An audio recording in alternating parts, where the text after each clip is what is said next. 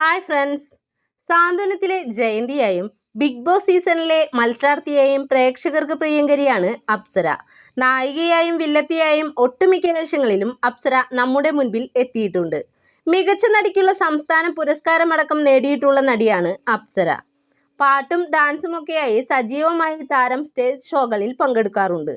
അപ്സരയുടെ ഒട്ടുമിക്ക വിശേഷങ്ങളും സോഷ്യൽ മീഡിയയിൽ പങ്കുവയ്ക്കാറുണ്ട്. അപ്സരയുടെയും ആൽബിന്റെയും പ്രണയവിവാഹവും അതിനെക്കുറിച്ചുള്ള എതിർപ്പുകളും ആദ്യ വിവാഹവുമെല്ലാം താരം സോഷ്യൽ മീഡിയയിൽ പങ്കുവച്ചിട്ടുണ്ട്.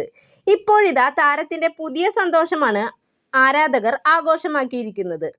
സീരിയലുകളിൽ വില്ലത്തിയായി എത്തിയ അപ്സര യഥാർത്ഥ ജീവിതത്തിൽ പോലീസ് ആകാൻ തയ്യാറെടുക്കുകയാണ്.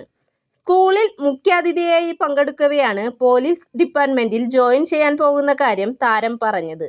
എന്റെ അച്ഛൻ പോലീസ് ഓഫീസർ ആയിരുന്നു. മരിച്ചിട്ട് ഇപ്പോൾ 11 വർഷമായി. സർവീസിലിരിക്കെയാണ് മരിച്ചത്. ആ ജോലി എനിക്കാണ്.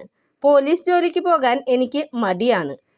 ഓഫീസ് ജോലി കിട്ടിയാൽ ലൈഫ് സെക്യൂർ ആകുമെന്ന് ഹസ്ബൻഡും കുടുംബവും പറയുന്നു. ജോലിക്കുള്ള ഗവൺമെന്റ് ഓർഡറായി. ഉടൻ ജോയിൻ ചെയ്യേണ്ടി വരും. സ്കൂളിൽ പഠിക്കുമ്പോൾ ഞാൻ NCCയിൽ ഉണ്ടായിരുന്നു. ആർമിയിൽ ചേരണമെന്നായിരുന്നു ആഗ്രഹം. അഭിനയത്തിലെത്തിയതോടെ ആ ഇഷ്ടം കുറഞ്ഞു.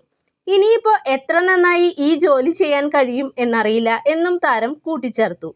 അപ്സരയുടെ അമ്മ നാടകത്തിലൊക്കെ അഭിനയിച്ചിരുന്നു. അപ്സര ജനിക്കും മുൻപേ അഭിനയം നിർത്തി.